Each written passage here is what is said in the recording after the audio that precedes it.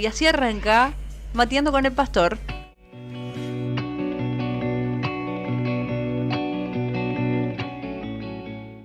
Muy bien, vamos a empezar este viernes Mateando con el Pastor. Empezamos el día domingo con un nuevo libro, que es el libro de Josué. Ya terminamos el Pentateuco. Entramos en una sección nueva de la Biblia que es... Libros históricos. Ahí están, ahí me contestó. Los libros históricos, y arrancamos con Josué, que tiene hermosas historias que generalmente nosotros conocemos. Pero quizás los que están empezando a leer la Biblia, o los que no conocen mucho acerca de la historia de Israel, asocian que el mar fue abierto una vez. Entonces cuando nosotros... Tienen razón. Sí, el otro fue río. Bueno, pero se entiende que las aguas fueron abiertas, ahí Claro, está. claro. Se asocia con El Mar Rojo. El Mar Rojo, la salida del pueblo de Israel de Egipto. Claro, claro. Pero hubo otro suceso, Hubo unos cuantos más. bueno, pero así que pase el pueblo, Sí, claro. fue este, porque después los profetas también cruzaban El cruce del río Jordán. el cruce del río Jordán. Se abrió de la misma manera que se abrió. Espectacular. Me encantaría haber sacado foto, Pastor. Sí. Sabe que para estímulos hubiese sido genial. Sí, ahí tendríamos seguidores. Es muy importante decir que el Jordán, durante la época invernal, mide unos 30 metros, un poco más, un poco menos, y tiene algunos vados.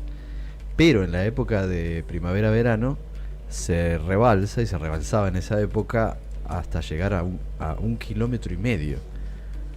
Se ensanchaba el caudal. Entonces era todo un acontecimiento extraordinario cuando Israel pasa por el Jordán, manteniéndose los sacerdotes en el medio del lecho seco, esperando que todo el pueblo pasara. Bueno, y el pastor tituló la predicación del día domingo como Estaré contigo, uno de los versículos más conocidos del Claro. libro de Josué, que te esfuerces y seas valiente, y también que estará con nosotros. Bueno, ahora el pastor nos va a ir explicando un poquito el contexto y por qué eligió esos pasajes, y que también lo... está mal dicho la palabra, enganchó, no... ¿Cómo se dice, pastor? Lo unió con la apertura del río Jordán. Pero utilizó varias, yo me anoté varios títulos o subtítulos acerca de diferentes cosas que fue nombrando. Lo leí también en la semana. Y a veces es, en mí particularmente, cuando el Señor nos pide que seamos valientes, ¿a qué hace referencia, pastor? Claro. Porque si bien toda la escritura es inspirada por Dios y es aplicable a la vida actual que nosotros tenemos, no estamos en la misma condición que estaba el pueblo de Israel. Sí, es bueno que apuntes a eso, porque tal vez una de las tareas que en donde nos enfrascamos y se nos complica es a la hora de aplicar la escritura a los tiempos que vivimos, porque para nosotros, o para la gran mayoría, desconocemos lo que es estar frente a una situación de un río que se debe abrir, una tierra por conquistar, pero que esos principios se aplican a nosotros. Y no es por hacer alegoría, porque a veces uno puede caer en hacer alegoría de cuanto texto encuentra, y aunque está permitido, siempre es importante sujetarnos al pasaje, al texto, porque el texto tiene su propia interpretación. Entonces a veces la alegoría, hacer de un pasaje como por ejemplo, mira que te mando que te esfuerces y seas valiente, una aplicación errada. En este caso tenemos que respetar mucho la introducción de Josué, porque justamente el personaje que el libro tiene su nombre, Dios le dedica a él un tiempo de orientación por ser quien sucedía a Moisés y quien debía repartir la tierra. El segundo gran acontecimiento enorme es el cruce del Jordán. También la toma de la ciudad de Jericó por el milagro enorme de que los muros se derribasen, y después la derrota de Jai. En paréntesis está la historia de Rahab, que es la que vamos a ver, si Dios nos permite, el domingo que viene. Así que hacíamos énfasis en mira que te mando que te esfuerces, que es aplicable a nosotros, porque quien lo dice es el Señor. Eso es lo diferente, ¿no? Quien se lo dice a Josué es Dios. Entonces, que yo te lo diga a vos, esforzate y sé valiente, bueno, tu respuesta según tu situación puede ser, sí, vos porque no estás en mis zapatos. Tu respuesta puede ser, sí, es fácil para vos porque lo decís desde afuera. O sencillamente pasa inadvertido que yo te lo diga, pero que lo diga el Señor. Obviamente que en el mandamiento o en la propuesta está también la fuerza que necesitas, porque yo estaré contigo. O sea, el esfuerzo que te pido que tengas es porque yo voy a estar. Si no, sería basarnos solo en nosotros, y a veces no tenemos esa fuerza. Obviamente que no la tenemos para semejantes acontecimientos que iba a vivir Josué, y que nosotros también los tenemos que pasar, que no nos son fáciles, ¿no? Lo interesante es que no se lo dice una vez, sino que se lo dice varias veces. 4 veces en el mismo capítulo, sí. Ya se lo repite como para que lo tenga en cuenta en todo el viaje que iba a tener. Claro, hasta el mismo pueblo se lo repite a Josué. Siempre y cuando te esfuerces y seas valiente y Dios esté contigo. No era un condicionamiento, Sencillamente reconocían que en Josué estaba el liderazgo que también estuvo en Moisés y que Dios lo había preparado. Pero se le repite nuevamente. Yo decía, ¿cómo se le dice a un hombre que es valiente que sea valiente? Claro. Porque en el caso de Josué, ya había dado pruebas de que era valiente y que tenía fe. ¿Cómo le vas a repetir? Hasta inclusive parece medio como así, una cosa que soy, ¿no? Claro. Pero el recordatorio a Josué de que sea valiente era porque cuando él lo fue, siendo espía, y trajo un informe positivo diciendo, lo vamos a comer como pan, Josué dijo, porque el Señor está con nosotros. Si el Señor está con nosotros, nos comeremos como pan. El recordatorio de Dios, de que mira que te mando que te esfuerces, es que recuerde de dónde venía su fuerza. De Dios. Y porque tenía en cuenta también las promesas que Dios tenía para el pueblo. Porque hay muchas veces que intentamos buscar alcanzar cosas que Dios no las propuso, y luchamos contra eso y consideramos que somos valientes y Dios no nos pidió que hiciéramos tal o tal cosa. A mí me pasa, por ejemplo, pastor, que me cuesta identificarme con el personaje de Josué. Uh-huh. Entonces, a una persona que ya era valiente y Dios le dice, esfuérzate aún más, porque yo voy a estar contigo, ¿cómo hacemos los que hubiéramos sido como los otros espías? Claro. Porque Josué me parece un personaje maravilloso, de mucha fe, como nosotros, por ejemplo, podemos sentirnos identificados cuando hemos tenido miedo, cuando quizás no respondimos de la manera que teníamos que responder, o no pasamos bien las pruebas que teníamos que pasar. ¿Se puede aplicar también este texto para nosotros? Sí, por supuesto que sí. Hay una aclaración que es extraordinaria en el libro de Josué, que es cuando aparece el jefe del ejército de los cielos. O sea, hay una manifestación de la Trinidad que se aparece con una espada desenvainada delante de Josué. Josué le dice, ¿eres de los nuestros o eres enemigo?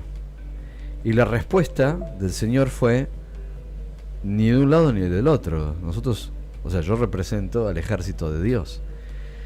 ¿Qué quiero decirles? Donde nosotros fracasamos o donde nosotros tenemos éxito, en cualquiera de los dos aspectos, o fuimos valientes o no, la verdad que no lo fuimos y fallamos, en ambas cosas no se trata solo de nosotros, se trata del reino de Dios. Y en el reino hay segundas oportunidades. Siempre. Entonces, Dios siempre cuenta con los suyos. Por eso tenemos toda la revelación entre el Antiguo y el Nuevo Testamento que necesitamos para aplicar estos principios que por ahí, viéndolo en Josué, que lo dimensionamos como enorme, ¿no? Como un líder enorme, también nosotros que fallamos, porque en Cristo se cumple todo lo que nosotros no podemos cumplir. Pensar, es importante los símbolos y las señales, que el nombre Josué significa Salvador también, es un tipo de Cristo que tiene que introducir al pueblo a la tierra prometida. Cristo nos está guiando a esa eternidad. Así que podemos confiar en el liderazgo de Jesús, a pesar de nuestros fracasos, ¿no?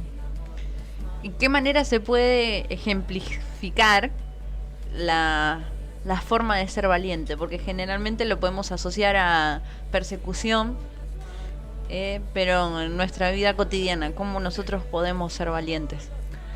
No estoy haciendo una regla, porque cada situación y cada consejo merece comprender a quién se le está dirigiendo, pero es importante notar que el mayor desafío para Josué, que era un líder militar, por eso es importante entenderlo también, ya habían tenido varias conquistas bajo Moisés y Josué, varias conquistas, como 60 ciudades habían conquistado antes de empezar a cruzar el Jordán. Josué tenía el pensamiento más que claro de que, para él, Jericó lo tenía que conquistar por la fuerza. Por eso mandó espías, por eso investigó el asunto y dijo, bueno, a Jericó lo conquistamos por la fuerza. Cuando Dios le dice que tienen que guardar silencio el pueblo y dar vueltas alrededor del muro, le está demostrando, y que la última vuelta tenían que adorar al Señor y todos gritar y que los muros se iban a derribar, que no era a su manera, que no era con su fuerza. Entonces, el esfuerzo, la valentía de Moisés tenía que ser en conocer más al comandante que a lo que ordenaba. O sea, conocer más al Dios que hacía milagros extraordinarios y que no necesitaba la fuerza de Israel para hacerlo, que decidirse a como, qué sé yo. Porque uno dice, recibe la orden, mira que te mando que te esfuerces, entonces dice, bueno, voy a sacar fuerza donde no la tengo. Y ahí está el error, no, porque no la tengo a la fuerza. Claro, tenía que ser valiente para creer lo que el Señor le iba a mandar. Exacto. Aunque parezca poco ilógico. Era terriblemente ilógico, y más para un líder militar. Es decir, Claro, ¿qué? estaba preparado para pelear. Solo para pelear. Si me mandan que me esfuerce, entonces voy a redoblar las fuerzas que tenga o no tenga. Pero no se trata de eso. Se trata de conocer a Dios, conocer aspectos del Señor que todavía no conozco, y para eso hay que ser muy valiente. Hay que ser muy valiente para quedarse en el molde, por ejemplo. Quedarse quieto en actitud de espera y esperar en el Señor. Hay que ser muy valiente para pasar una y otra vez las mismas pruebas. Hay que ser muy valiente para ir al Señor, llorar, quebrantarse, decirle a Dios, no doy más, hasta acá llegué, no tengo la fuerza suficiente, porque yo voy al quien da la fuerza. Ahora, si Dios me pide a mí una épica, que yo haga algo que que está en mí el poder para hacerlo, bueno, ahí quedamos todos descartados. Pero esa fuerza viene de quien la provee, esto es de Dios. No sé si respondí. Sí. También mencionaste que, modo de ejemplo, que el río podía también simbolizar a nuestros obstáculos y qué es lo que nosotros esperamos encontrar del otro lado. Claro. Sí, porque decía que el río se abría para pasar de un lado nomás, pero para regresar no. O sea, se abría el río para que después se cerrara, y quedaba cerrado para Israel y quedaba cerrado para los enemigos. O sea que la única opción que había era para adelante. O sea, lo único que nos queda es para adelante. Cuando pasamos ríos y vemos el milagro del Señor, decimos, bueno, que es maravilloso, pero ¿qué nos espera del otro lado? Y la promesa que el Señor va a estar, aún del otro lado, pase lo que pase. ¿Hiciste la canción? Le mostré a Lauti, pastor. El fragmento, el pastor hizo en su bosquejo de la predicación, el propósito de la predicación. Sí. Y escribió una frase muy bella y me dijo, hay que hacer una canción. A ustedes les sale, ¿eh? Sí, vamos a hacerla, pastor. Bueno. Listo. ¿Listo? No. No, ¿tiene alguna otra pregunta? ¿Alguna otra inquietud? Yo tengo una. Sí. Cuando dijiste acerca de los límites en la palabra, que dijiste, bueno, que hacías referencia al versículo 8. Estudia constantemente este libro de instrucción, medita en él de día y de noche, para asegurarte de obedecer todo lo que allí está escrito. Y decías que lo más importante es que por ahí los milagros iban a pasar, que lo maravilloso iba a pasar y el Señor iba a orar, pero el tema es si nosotros nos habíamos mantenido en la palabra, si no nos habíamos desviado en ese tiempo. Claro. Claro, tanto la adversidad como le iba a pasar en Jai, la próxima ciudad, o la conquista de Jericó, perdón. Ambos escenarios siempre prueban el corazón del hombre. Como también habíamos hablado de Deuteronomio, ¿no? Claro. Que decíamos tanto el desierto como la tierra próspera prueban el corazón. Y las dificultades no son un fin, algún día se terminan, aunque nos parecen eternas a nosotros, ¿no? En algún momento esas dificultades terminan, empezarán otras, pasamos de desierto a prosperidad a veces en una semana. Una semana que tenemos durísima, otras que se prolongan, a veces se prolongan años. En medio de todas esas situaciones, mantenerme fiel a la palabra del Señor, no desviarme ni a derecha ni a izquierda, es lo que Dios pide, y para eso que sí hay que ser valiente. Y esa valentía que proviene de volcar todas nuestras dudas, nuestras necesidades en el Señor, es lograda por mucho conocimiento de Dios, o sea que conocemos mucho a quien dio esa palabra. Me acuerdo que una vez viste que yo me acuerdo frases.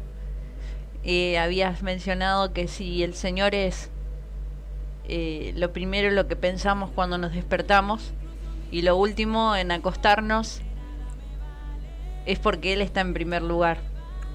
Cuando hay una necesidad, como decía ahí, de meditar en su palabra todos los días de nuestra vida, no significa que no vayamos a tener problemas, sino que estamos ubicados en el momento correcto, en la situación correcta y más con la palabra. Quizás a mí, que nací dentro de la iglesia, el escuchar que había que leer la Biblia todos los días y orar todos los días,